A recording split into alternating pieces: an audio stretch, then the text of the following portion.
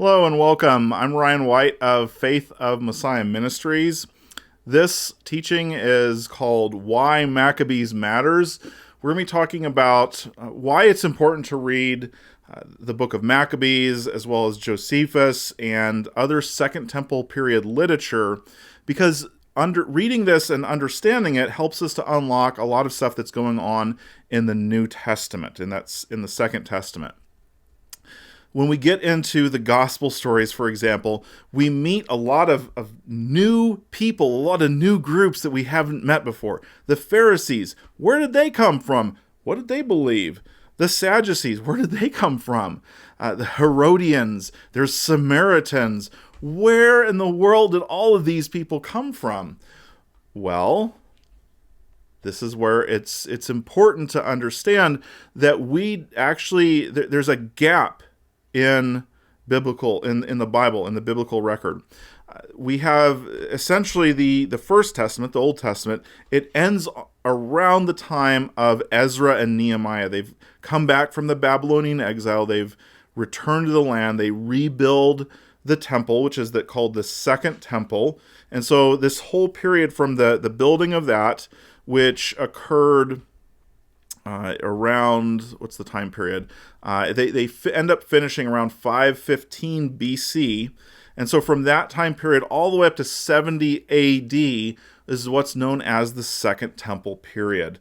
And so when you hear Second Temple period or Second Temple period literature, just think somewhere in that time frame, because there's actually a lot of movement. There's actually a lot that ends up happening that just isn't part of the biblical record. And we got to ask ourselves the question, well, why not? Why is it that the gospel writers, why don't they tell us who the Pharisees were? Why don't they tell us what the history of the Samaritans were? Well, because they're not writing to us. Their writings certainly are for us. They certainly are scripture. But this is the thing, is that the Bible is being written to a certain group of people, and that group of people lived in the first century, and they already understood all of this history that we miss. And so it's important for us to go in and at least do a little bit of a background understanding of what all of these things were and what they, how these ideas, why they developed, why were the Pharisees doing these sorts of things. And so that's what we're going to talk about in this session. We're going to talk about the history, which history can sometimes be dry. I'm going to really try to hit the highlights, because we could talk for hours and hours and hours. If you're interested in a more thorough study into it, there's several books I'd recommend. There's one called Backgrounds of Early Christianity by Everett Ferguson, From Maccabees to Mishnah by Shay Cohen. That's another really good one. And then one of the ones that I actually got recently that I really like, because it's only a little bit over 200 pages. It's called An Introduction to Early Judaism by James Vanderkam. And really his opening chapter really does a great job of looking through the various things that were happening throughout history there. So that's going to be kind of our sources here. Overall, what we're going to look at and we're going to see is, big picture, is that there is, especially when you get to the time period of the Maccabees, which Maccabee means hammer, and that was a nickname for a family, and the family's name was the Hasmoneans. And so really around the time of the Hasmoneans, when they start to win battles, there is this really huge push towards nationalism. But what I hope to really show you here is this nationalism, while it sounds good, hey, we're fulfilling the promises of the God of Abraham, Isaac, and Jacob, we're expanding out the land, it ultimately ends up leading the nation away from God, to the point that they were willing to crucify Jesus, because they were really looking for national pride, national independence, they were trying to bolster their nation. And it ended up leading them away from God. We also, because of and especially again, during and after the time of the Hasmoneans, there is this sectarian split. You have these different groups splintering off, and they each have their own issues, and they hate each other. And so we see that just this, how this divisiveness over interpretations of the Bible and over political divides can lead to hatred and murder among brothers. And then ultimately, what I want to show you too is that even if, and this is one of the key things, because when we look at all the different ways that the Jewish Messiah, the Jews of the first century, the Jews of the Second Temple period, should I say, all of the different messianic expectations they had, there was all sorts of different ideas, but there was one common theme. And that was the Messiah was supposed to come and deliver them from the Romans. He was supposed to beat the Romans and put Israel on top as the nation in charge. And the Hasmoneans, the Maccabees, they actually did this to an extent. They actually expanded the nation. They went around and started conquering other nations, and when they would conquer them, they would forcibly convert them to Judaism. They would require them to keep the Jewish laws, and they would require them to circumcise their children. One of the nations that they conquered was the Idumeans. And if you've read your Bible and you remember it, that's the nation that King Herod was from. He wasn't of Jewish origin. He was an Idumean. His parents or his grandparents were some of the people who were forcibly converted and forcibly circumcised. And he became the Jewish king, and he did some horrible things himself. And so one of the key takeaways I want you to take away from this is that you can't rule by commanding people to be moral. Like, morality is not how, or commanding morality doesn't work. Because in order to command morality, you have to back that up with a threat of punishment, of death. And it simply doesn't work. When you look at the effects that the Hasmoneans had when they tried to rule, they tried to actually spread the Torah through forcibly converting people and threatening to kill them if they didn't keep the Torah. It ended up imploding on them. Yeshua, Jesus, dies rather than defeating the Romans, but he shows us what it means to truly love your brother, what it truly means to love God, what God's law truly is about. And by doing so, he's continued to inspire billions of people at one level or another to live good moral lives. Now, you can argue all you want whether or not this other denomination that you don't like is truly Christian, etc., etc. But the reality is when you take an objective look at world history, Christianity has changed the moral fabric. The people today who are atheists, the people today who are even pagans, and I say that with quotation because most of them are people who like read a Harry Potter novel and decided they want to, grab a stick from the woods and start acting like they're doing. They're not actually real pagans. They just are essentially, they're essentially anti-Christians. They're rebelling against their Christian upbringing by reading nonsense books. That a lot of them are doing that. Anyways, I digress. Even those people have a morality that is way closer to the Torah, to the laws of Moses, than the Romans or the Greeks ever had. If we take an objective look at history, it wasn't killing people or threatening to hurt them. It was showing the love of the cross that has changed the course of human history. And while we've still got a long ways to go, it has brought a morality onto this world that never existed prior to that.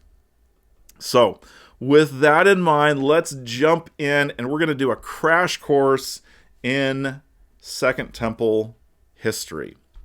So, this all starts in 539 when King Cyrus releases the Jewish captives. Some of them are returned to the land, and they start to build a temple. It takes them about 22 years. 22 years, I believe. Am I counting right? 23 years. It takes them a long time to build the temple. They had some issues. They had some big issues there. Okay? During that time, or after that time period, we don't actually have a whole lot of recorded history. Josephus writes a couple things, but there wasn't a lot of like true history that gives us a lot. We do know that there was a large contingent of Jews who actually moved to Egypt. So you have a large Jewish population in Babylon, you have a large Jewish population in Egypt, and then you have this population of Jewish people in Judea itself. And the Jews in Egypt, they actually ended up, back in around the 400s, they actually ended up building a temple.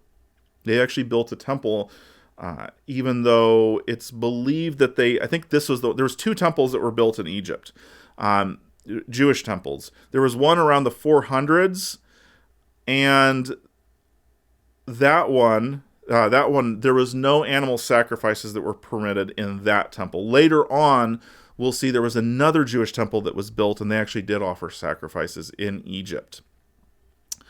After a little while, of course, the Persian Empire gives way to the Greek Empire, and so this is where we have Alexander the Great. Everyone probably knows about Alexander the Great.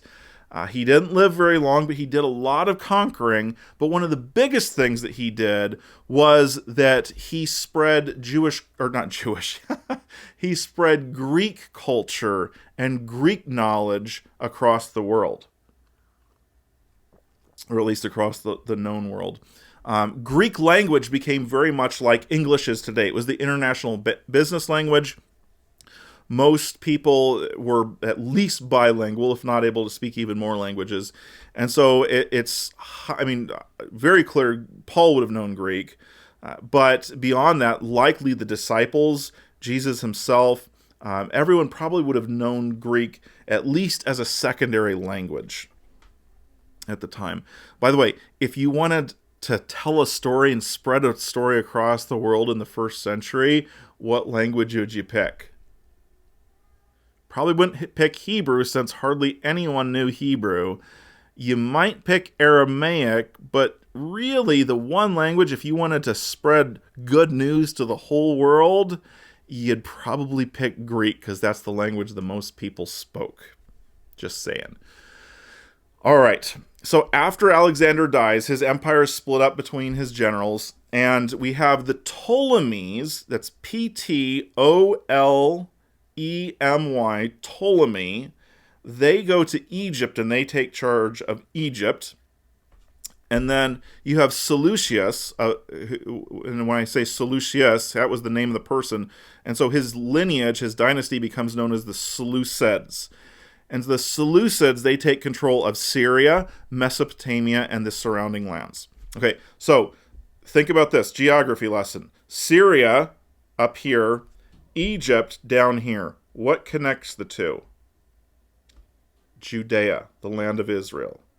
And so this was a highly contested piece of real estate from around 305 all the way down to really around the time, it's always been a contested piece of real estate, but between those two, really until around 198. So from 305 to 198, the Ptolemies maintain control of Judea, but the Seleucids are constantly trying to go to war with them, constantly trying to take control. So you have a war-torn country with two empires trying to fight over it.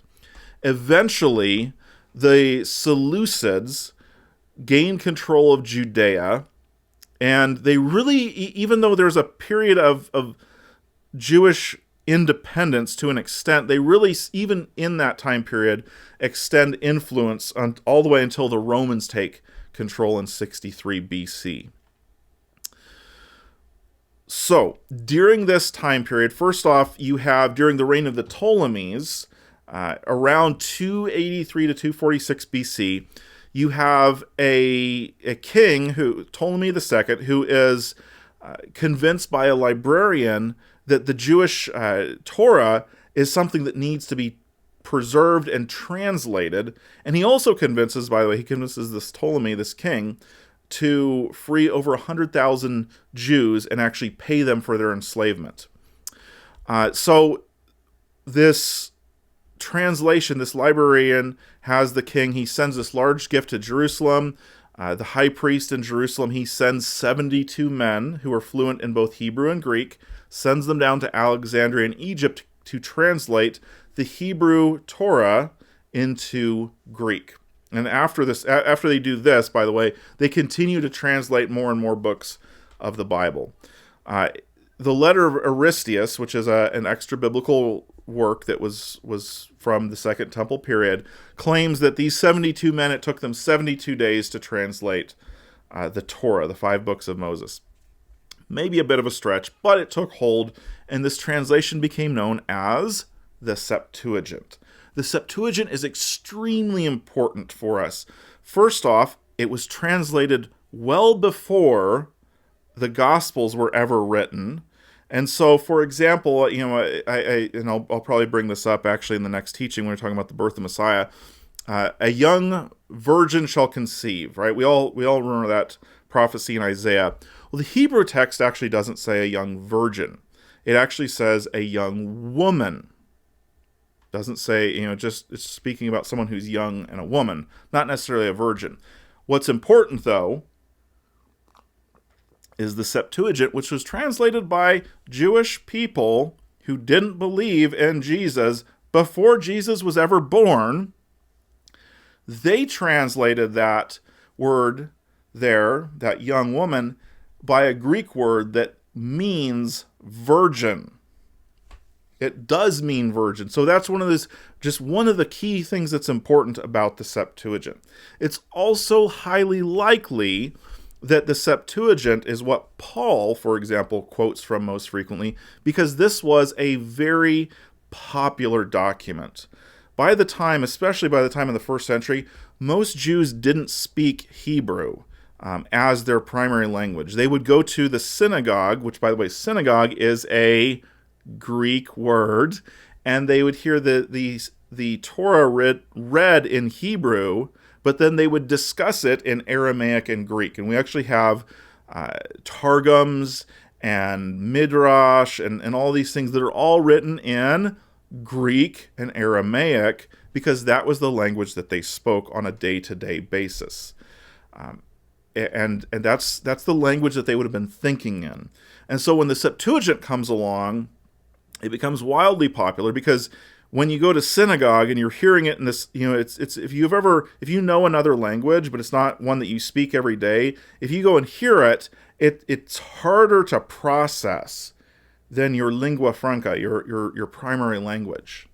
And so the Septuagint became extremely popular because it was in the common tongue. It was in a language that you spoke on a day in and day out language, so it really helped you understand it better.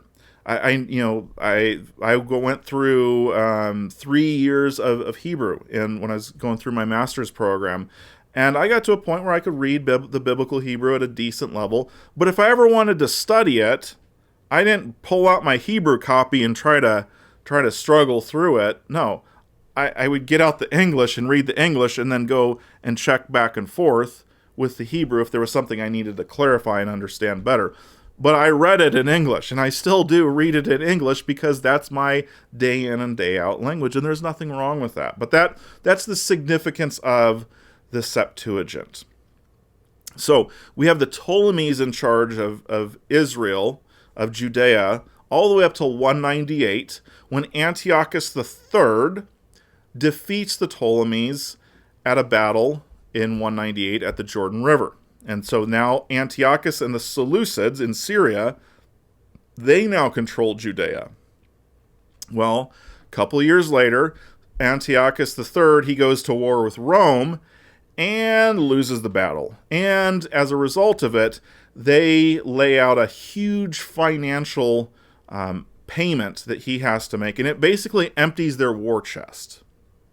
And so it put this huge financial strain on the Seleucid Empire for years to come. And that's important, because now we get to the time period of Antiochus IV. And he's the one that everyone knows about. Antiochus IV, Antiochus Epiphanes. Antiochus, the one who's spoken of in the book of Maccabees. So, how did all of this start? So they're already having these financial problems. And now in Judea, you have Onias, who Onias is a high priest, and he's of the proper lineage. He's of the Zadokite lineage, And in that day and time, the Zadokites would pass down the high priest father to son, much like a king would pass down the rulership to whichever son he'd chosen. That was how it would be passed down. Now, Onias was having struggles, and this will become important, this is in 2 Maccabees 3, with the captain of the temple, whose name is Simon. Now, it doesn't tell us his lineage, but likely as captain of the temple, he would have been probably of a Levite origin, possibly like an Aaronic origin. But he was someone from the tribe of Levi, but he's not the high priest. Okay, so he's having some issues with Onias, and so he actually goes and informs the Seleucids, hey, by the way, I know you guys have a lot of financial issues. They're rich down there. You should see that temple treasury. It's overflowing. They don't know what to do with all the money that they have. So he starts spreading this information around. Well, around that time, Onias' brother, whose name is Jason. Now, listen to the names here. Onias, Jason. What does that tell you about Jason? He's probably not a big fan of like Jewish culture. Even though he's the brother of the high priest, he takes a Greek name, Jason.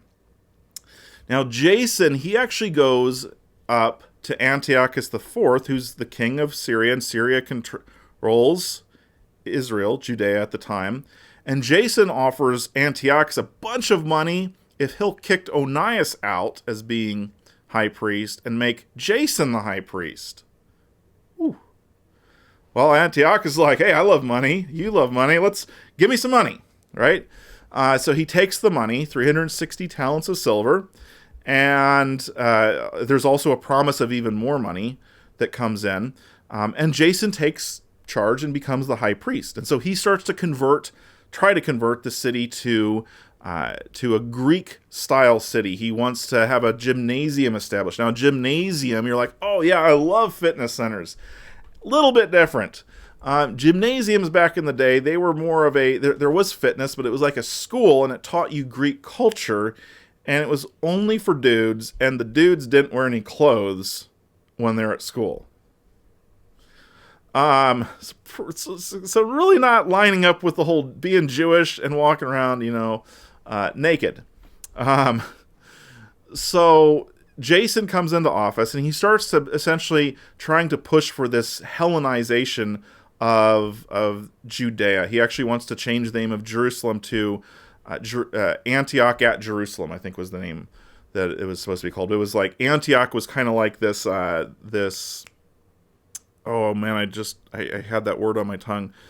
Franchise, right? Like you're like, oh, I want to start up a Subway, and so you go and you pay this franchise fee, and you become Subway, even though you're independently owning it. That's kind of like what it was. Antioch was like the franchise owner, and so you'd be like, hey, I want to build my city like yours, and we're going to call it Antioch at Jerusalem. So we have this. Jason's now the high priest. At least he's of the same family. He's only high priest for 3 years. So in 172, he sends the brother of Simon, that temple guard who had some issues with Onias. He sends the brother of Simon, whose name is Menelaus, to make a payment to the king of Syria, to Antiochus IV. Well, Menelaus gets up there and he's like, hey, king, I got this money for you, but actually I got a bunch more money if you make me the high priest. And so he pays 300 talents of silver to become the high priest himself, even though he's not of any proper lineage. Well, Antiochus doesn't care because he needs money, and who cares about lineage? These are just these backwoods Jews over here. And so he's like, all right, well, you're the high priest. So Menelaus, he now takes over. He actually goes out and has Onias killed, and Onias' son, Onias IV, ends up fleeing to Egypt, where he gets royal permission from the Ptolemy Empire and builds a temple in the city of Leontopolis. And there he carries out sacrifices at that temple in this city in Egypt. Kind of interesting side note there. Menelaus, he becomes the high priest from 172 to 162 BC. During his reign, because you realize during that time the high priest essentially was kind of high priest and the controller of the nation, because they didn't have a king, because Antiochus was their king in Syria. He continues this push towards Hellenizing. He also starts to siphon off money from the temple because he's in charge, and so he skims from the top and uses this to pay Antiochus to make sure that he maintains his priesthood. So in 170 BC, Antiochus IV, he goes down to Egypt, bunch of money. It's an investment, right? I'm going to spend a bunch of money. I'm going to go invade this other nation. I'm going to take over this nation. And that's going to get me a bunch of money back, and so I can finally pay off the Romans. So Antiochus invades Egypt. He actually defeats Ptolemy the Fourth, but the Romans send a delegation down and say, actually, we don't want you to take control of Egypt, likely because that would have given him a lot of power. And they didn't want that, so they're like, you need to go back home, or else we're gonna come and we're gonna take over your nation. Antiochus turns tail. Now he's spent all of his money on this huge war that ended up he won but lost, essentially. And so he's already mad. On his way back, he enters Jerusalem. And he's heard from his friend Menelaus. He's like, hey, dude, you always have money. Where are you getting it from? The guy's like, the temple over there. So Antiochus comes in and he raids the temple. Josephus writes that he entered the sanctuary. He took the golden altar, the lampstand, the utensils, the table of showbread, the cups for drink offerings, the bowls, the golden censer, the curtains, the crowns, and even strips the decoration off the front of the temple, all the gold. He took all of this gold and silver and everything that he could find. He takes it all back to his own land. After that, of course, there's some bad talk going on about him. And so in order to squash the rebellion that's brewing, he wrote to his whole kingdom, hey, everyone should be one people and everyone needs to give up their own particular customs. No one can have their own religion. This is actually the first time in recorded history that anyone has said, you can't worship however you want. That people are actually forced to convert, if you will, forced into a certain type of religion. Usually, if you got defeated, it would be like, well, you can keep on worshiping your gods because look what good they did you. But instead, Antiochus says, all right, no more Judaism. No more Judaism. Sorry, you can't do it. And so he outlaws the reading, the study of the Torah. He outlaws all sorts of things. He forces people to eat pig. He forces them to leave their sons uncircumcised. In fact, he had women put to death if their infants were found to be circumcised. And he essentially outlaws everything. He also takes the Jerusalem temple. He renames it as the Temple of Zeus Olympius, and starts having ritual prostitution performed there, starts offering pigs on the altar. He does all sorts of things like this. And the author of First Maccabees, should I say, and this occurs, by the way, in 167 BCE. The author of First Maccabees, in First Maccabees 1 verse 54, writes this: they erected the abomination of desolation on the altar of burnt offering. Moreover, the books of the law are destroyed, and they subject all of these things. They essentially prohibit Jewish religion on pain of death. So this abomination of desolation set up in 167. Well, this keeps on going on, and in the small town of Modian, I believe that's how you pronounce it, there is a man by the name of Mattathias who has a bunch of sons, and some Syrian official comes in there and says, hey, we just set up this altar here in town, and we want you guys to start sacrificing pigs. One of the Jews of the town goes forward with his pig. I'm not sure where he got the pig from, but he goes forward with his pig, and he's about to offer it up. And Mattathias grabs a spear, and he spears through this Jew and the king's official. They tear down the altar, And then he issues this famous decree. He says, let everyone who is zealous for the Torah, let everyone who's zealous for the law and supports the covenant come out with me. So he and his sons and a lot of people in the town, they all flee out into the wilderness. Now, by the way, that's what the term zealous for the law meant in the first century. It didn't mean, oh, I just love reading the Bible. It meant, I'm willing to kill people over the Bible. That's what being zealous for the law meant. So when Paul says, I was zealous for the law, it meant he was willing to kill people over disagreements in how to interpret the law. That statement shouldn't surprise you because that's what Paul was doing. He was the one who was out there they laid their coats down at the feet of Paul after they killed Stephen. He was going around arresting people who believed in Jesus.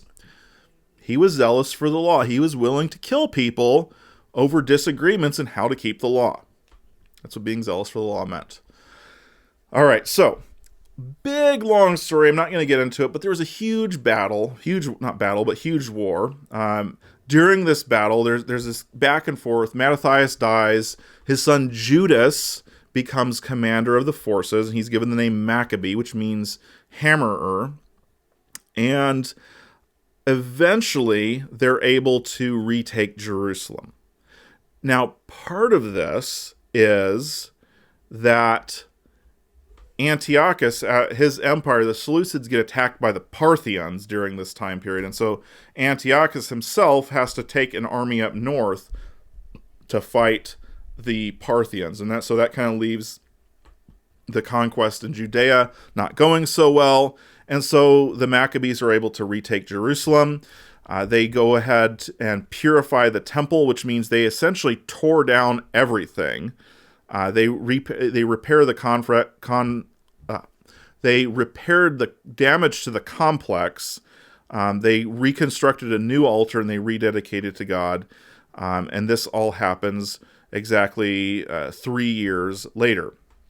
And so, obviously the author of the book of Maccabees is writing this within the context of Daniel. He's trying to show that what Daniel spoke of was being fulfilled in their day and time. Now, the author of Maccabees is writing this many, many, many, many years later. This is probably be written around, I want to say they believe it's written like 140 to 120. So it's many years later, and so oftentimes history is retold within a certain perspective and a certain lens. And this is what I was trying to talk about in the first session, is that the idea here is that they're telling history, trying to show that the Hasmoneans were the promised messiahs. They were the ones who were going to end the exile and set Israel free. Interesting, right? So they're writing this book essentially as kind of political propaganda to lift up this Hasmonean dynasty. And we'll find out what that means here shortly. So that happens in 164 BC. And at that point in time, they have religious freedom now. Now, at that point in time, a lot of people said, hey, the war should be over. Let's go back to living things. We got our way. Let's go back to living. Well, Judas and his brothers like, yeah, no, we can do better than this. And so they go on and they continue to fight a war to try to free themselves from under Seleucid control. And they lose a lot of support. A lot of the people don't agree with this war. So, Judas Maccabee, he sends a delegation to Rome to establish friendship with the Romans in order to get support for them. And the Roman Senate actually agrees to a treaty with the Maccabean party, meaning that if one nation is attacked, the other nation is obligated to support it. So he goes out and he gets foreign help to try to say, well, if they try to attack us again, you guys need to jump in and help us. Now, he continues his battle. The Romans actually never end up getting involved in this war. Judas ends up dying in battle in 160 BC. he is battling the Seleucids and Alcemaeus, who was the high priest who was replaced Menelaus as high priest, and he was replaced by the Seleucids. Now, Alchemist dies in this battle as well. And so actually from 160 to about 152 BC, Josephus essentially records a vacancy in the high priesthood. There's a possibility maybe like a lower ranked priest filled in. We're not exactly sure. Perhaps maybe they just didn't do the temple service for 7 years. Josephus doesn't write about that. We just know that there was a 7-year vacancy in the high priesthood. In 152 BC, Demetrius I, who's the king of the Seleucid Empire, he needs military support against someone who's trying to vie for his throne. And so he asked Jonathan, who is Judas's younger brother, Jonathan Maccabees or Jonathan Hasmoneus, I guess is how you'd say it, Jonathan the Hasmonean. He asked Jonathan to become the high priest. Now Jonathan, they're still fighting this war. They're still fighting this like war for independence in 152. This is 15 years later. They're still fighting a war for independence. And so Jonathan is asked for help, and he actually, Demetrius didn't ask him to be high priest. He just asked him for help. Now the usurper, whose name was Alexander Ballas, he actually says, hey, if you'll help me defeat Demetrius and make me the king, I'll make you the high priest. And so Jonathan accepted Alexander Ballas's offer and helps him become king. And then Jonathan, one of the Maccabees, one of the sons of the Maccabees, one of the sons of Mattathias, should I say, he becomes high priest based on a Seleucid person who became a king after he helped him to defeat him, become high priest. So he became high priest from 152 to 142. So 10-year rule of high priest.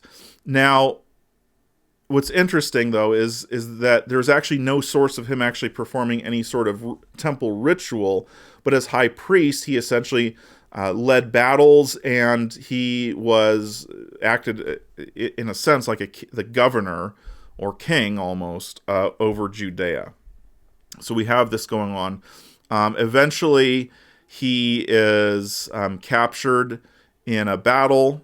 He is killed, and then Simon, another one of the original Maccabees, so Jonathan's brother Simon assumes leadership over the nation. Now, all of this happens. So around the time that he dies and Simon takes control, Simon, now that he's in control, he negotiates with Demetrius II, who's another king over Syria. There was it wasn't a good career to be a king. You got killed pretty frequently. Demetrius II, Simon makes a negotiation for peace and the right to keep their strongholds and exemption from taxes. So no war, you get to keep your armies, and you're exempt from taxes. And Demetrius says, okay, you can do that. And so that is when the book of Maccabees declares that in the year 142, which remember, that's now 25 years after the abomination of desolation, the yoke of the Gentiles was removed from Israel, and the people began to write in their documents and contracts. In the first year of Simon, the great high priest and commander and leader of the Jews. The next year, he was able to expel foreign troops from the citadel, thus removing the heart of Seleucid presence from the capital. And Simon decreed that the event was to be celebrated annually. Oh. So, what annual celebration are they talking about?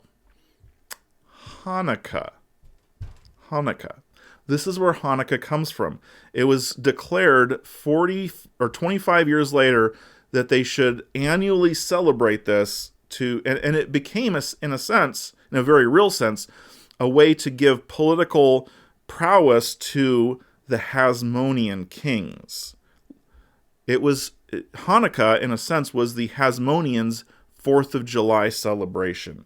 It was to show, hey, we got independence. Look to us because we did something great. The Jew and Josephus writes this: the Jews and their high priests resolved that Simon should be their leader and high priest forever until a trustworthy prophet should arise. Now, Simon, he ends up getting assassinated in 134 along with 2 of his sons. But another one of his sons was actually not there, and so he escapes that assassination attempt and becomes king. And his name was John, or not king, but high priest, should I say, and leader of the nation. And his name was John Hyrcanus. And by the way, this assassination was carried out by Simon's brother-in-law. Yeah.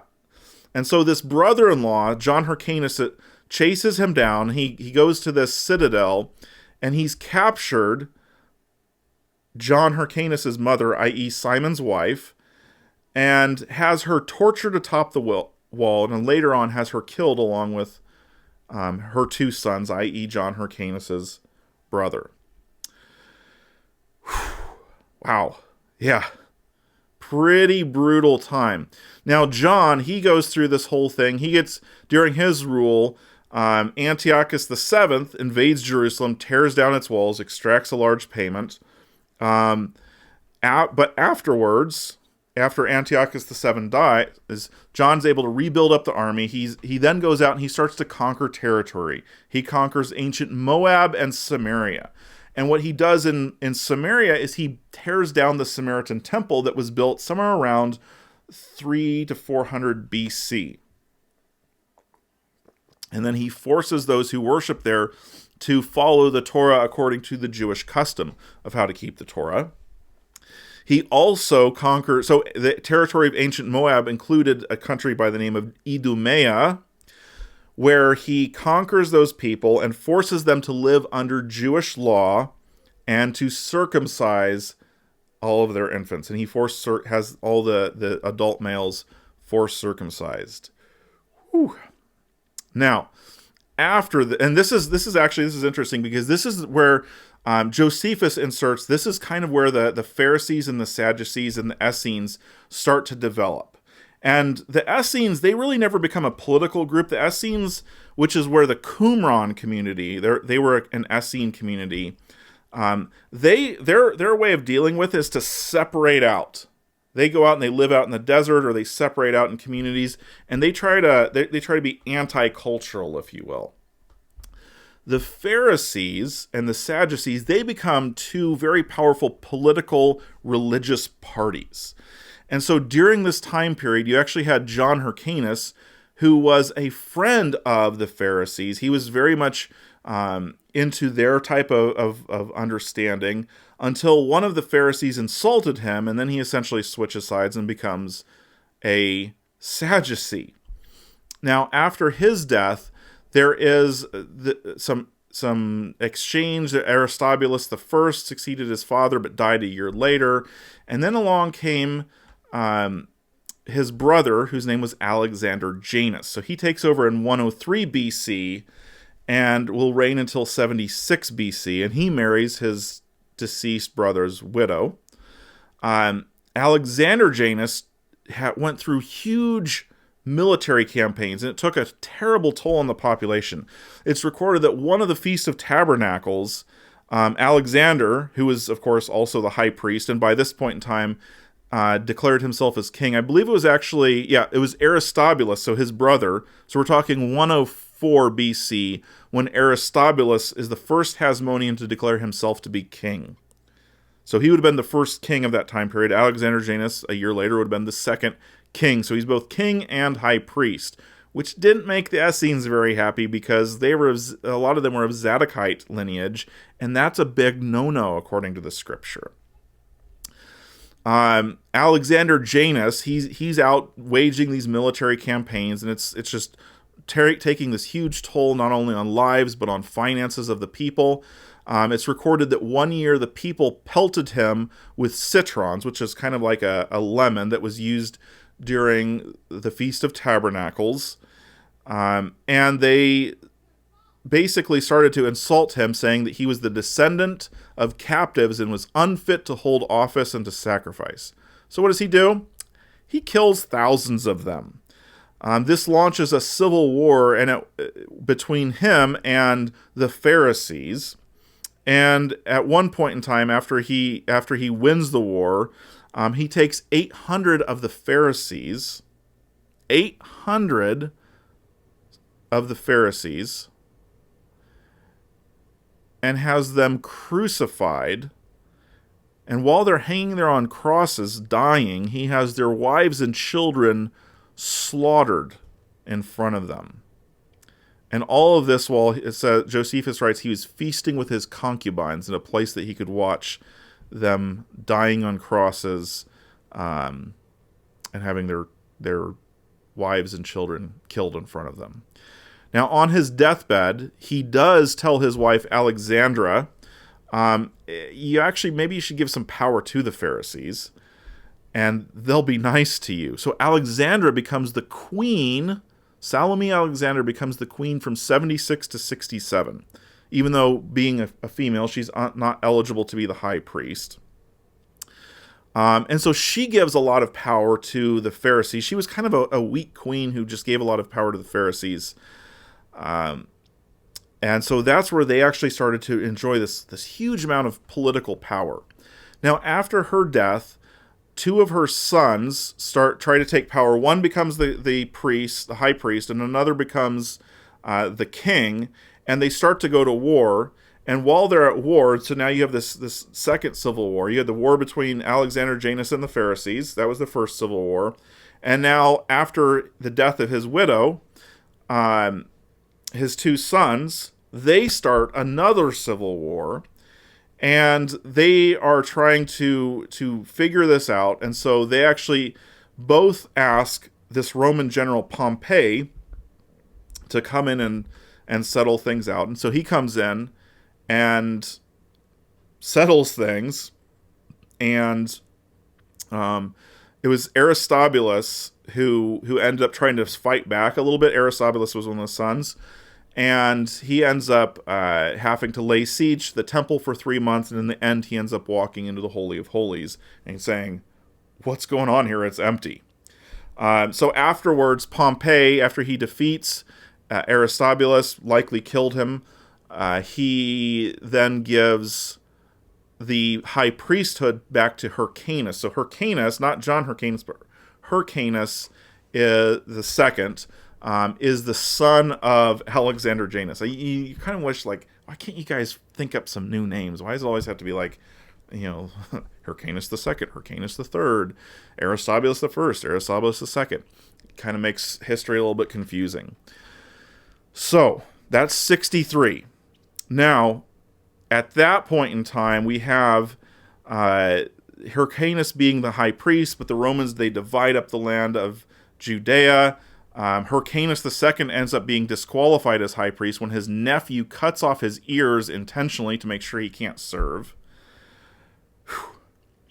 Then you have Antipater, who was Herod's father, who gains credit with Julius Caesar and restores order to the country because there was war brewing again. This was a country that was just constantly at war. And because he restored order to the country, he gained favor with Julius Caesar. And eventually, Herod he becomes king over Judea. Now, Herod's a horrible person, by the way. First off, he marries Mariamne, the sister of Aristobulus, in order to legitimate his claim to the throne. So he marries someone who is of the Hasmonean lineage just to make it look like he actually has a legitimate claim to the throne, and then he has her killed. He ends up killing all sorts of family members during his reign of terror. He also, during this time period, he is in charge of the high priesthood, and so he starts just using the high priesthood as a political appointee. And so he would bring in like a Babylonian priest, someone who didn't have any influence in Judea, to serve as priest. And then as soon as a priest started gaining popularity, he'd have them either killed or removed and replaced, because he was very jealous and he did not want anyone to challenge his claim to the throne. He was very, very paranoid. And so this is the point that we reach up to. He's the king when Jesus is born. So that's all the history there. Whew. All right, that's 50 minutes of history. Let's take a couple minutes here and just talk about, what does this mean? What does this look like? So you have political groups forming after all of this war and this rampage. And these political groups, they're based on this idea of, how do we deal with, how do we keep faithful and true to the God of our ancestors, but live in this world that is just run amok, and there's all of this just constant back and forth, this battle, this war, and we're living under exile. And the Pharisees' way of doing this was to try to keep the law as best they could. And so they diligently searched the law and tried to just narrow down every little thing. When Jesus accuses them of, you tithe the mint, the anise, and the cumin, but you neglect the weightier matters of the law. What he's saying there is, you guys take the law to a level that is absurd. You go down to like the smallest of things, making sure that everything that grows, I mean, it'd be like, you tithe 1/10 of your grass in your yard even, right? It's like you guys go to this absurd level to try to keep the law. Now, why were they trying to keep the law this well? Because of the hurts of their past, because of the Babylonian exile, because of Antiochus IV. They saw all those things as God punishing them for not having kept the law enough. And so I made this statement a while back.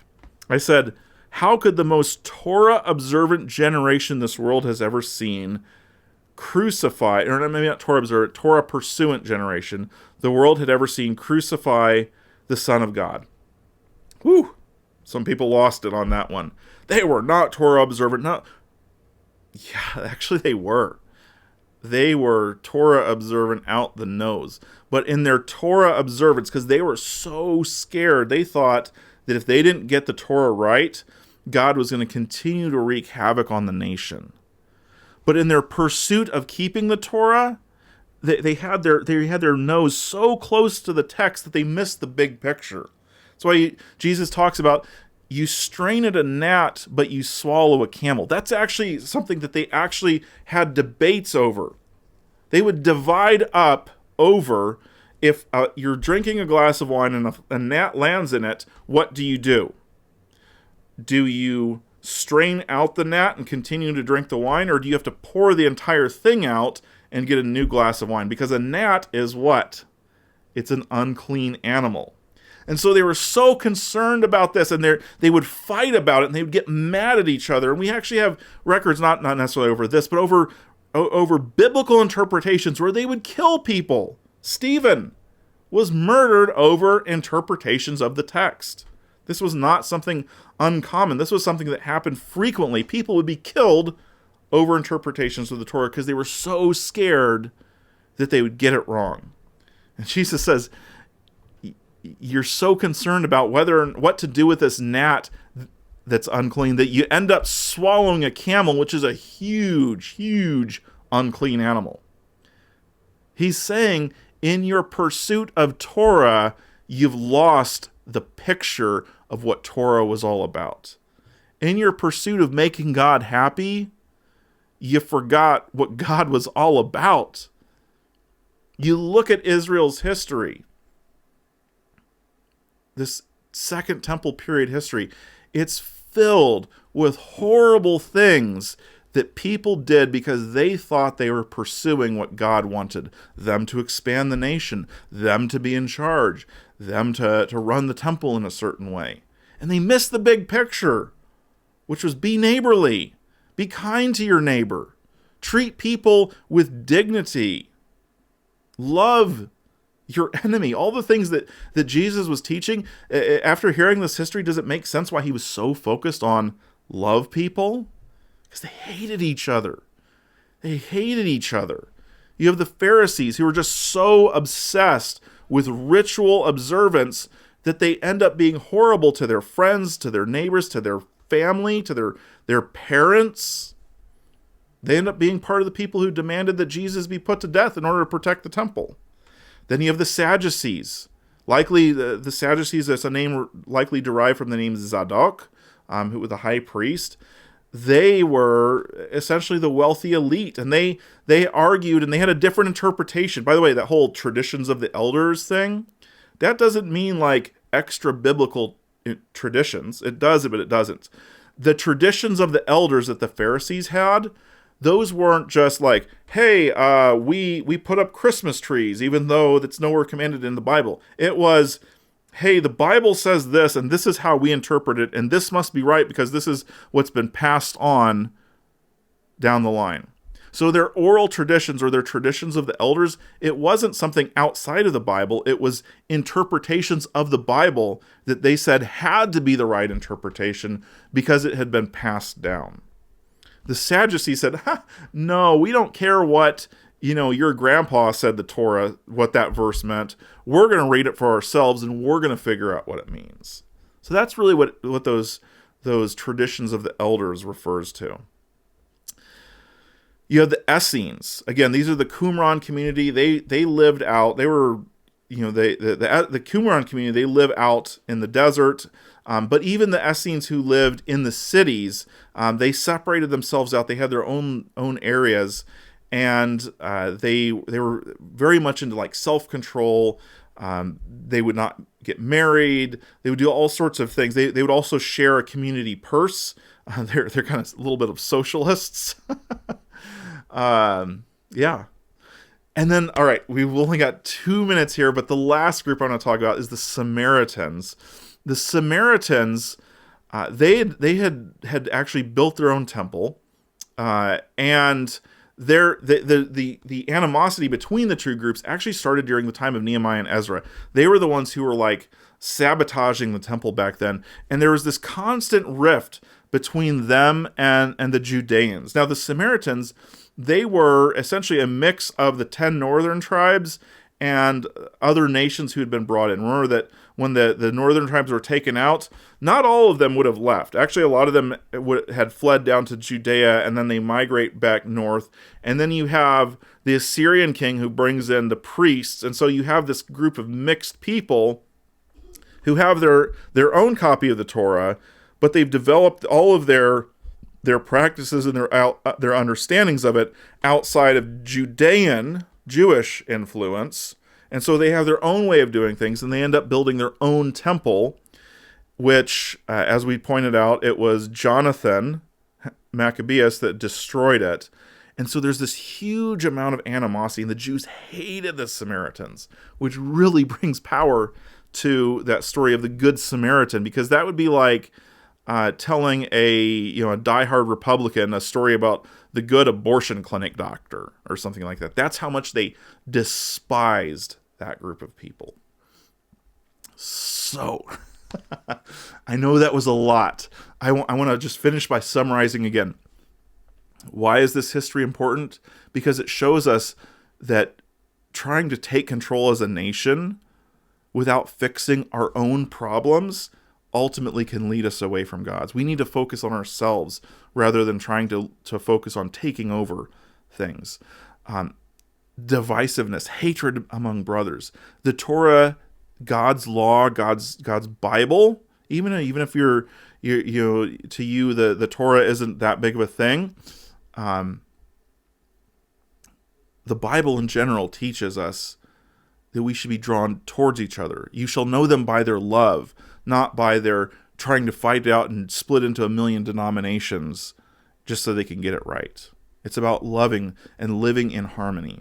And then finally, conquering people and telling them that they have to keep the Torah, even though they don't want to, is never going to achieve that moral living. It's just going to create more and more problems. So, all right, I hope you enjoyed this. I'm running out of time, so thank you all very much.